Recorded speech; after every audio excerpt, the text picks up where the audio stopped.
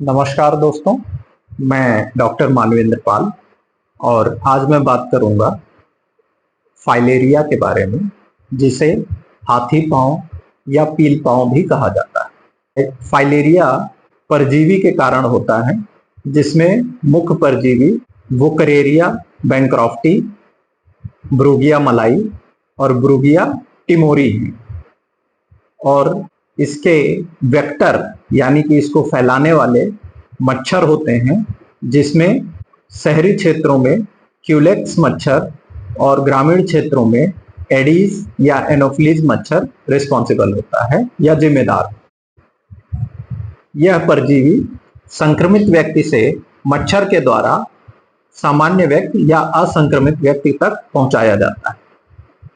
सामान्यतः शुरुआत के समय में, जिसको माइक्रोफाइलेरेमिया बोलते हैं, यानी कि यह फाइलेरिया का परजीवी बहुत ही सूक्ष्म अवस्था में रोगी के खून में उपस्थित रहता है, तब रोगी को कोई समस्या नहीं होती है और उसे पता भी नहीं चलता कि उसे कुछ इस तरह की समस्या है।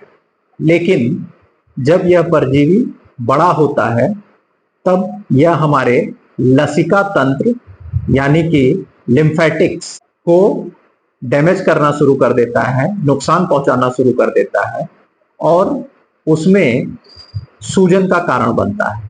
हमारे लसिका तंत्र में सूजन और इस बड़े परजीवी के कारण अवरोध उत्पन्न हो जाता है, जिसके वजह से जो लिम्फेटिक या लसिका हमारे खून में जाकर के मिलनी होती है, वह वहां पहुंच नहीं पाती है और एक जगह पर इकट्ठा होने लगती है, जिसके वजह से उस स्थान पर बहुत ज्यादा सूजन आ जाती है और भी बहुत सारे बदलाव आने शुरू हो जाते हैं।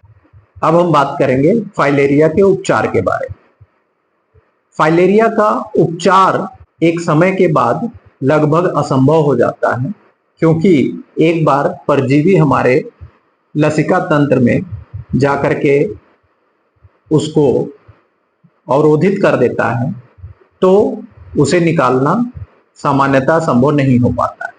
और यदि लसिका तंत्र हमारे किडनी के आसपास से जुड़ा हुआ हो, तो उस केस में दबाव बहुत ज्यादा बढ़ जाने की वजह से एक काइल्यूरिया नामक समस्या होने लगती है, जिसमें जो लिम्फेटिक है वह हमारे मूत्र में आने लगता है, जिसके वजह से गाढ़ा और सफेद मूत्र रोगी द्वारा त्याग किया जाता है। इसलिए इस बीमारी से बचाव ही सबसे अच्छा उपाय है और इससे बचने के लिए दो तरीके अपनाए जाते हैं।